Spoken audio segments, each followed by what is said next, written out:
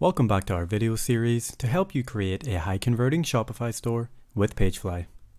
In today's video, you'll learn how to name your sections so you can easily add a click action to any element.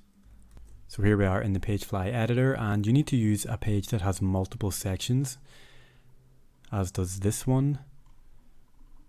And so let's say, for example, if we want to make a click action on this element, when your customer clicks on it, we want it to redirect them down to the bottom of the page to this section. But we'll first need to name the section to make it easier, and I'll show you what I mean. So if we select this section, come to the right toolbar, and under Attributes, click More Settings, we can then name the entire section Pet Treats, and then we can use our click action.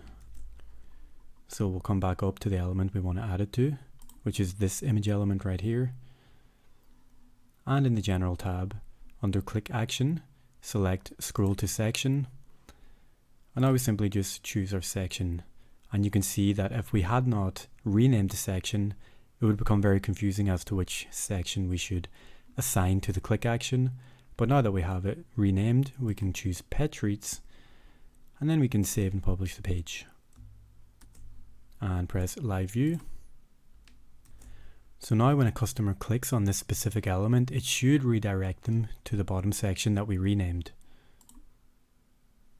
And that's it. So that is how you rename a section within PageFly. Don't forget, you can always reach us on our 24/7 support line within the PageFly dashboard.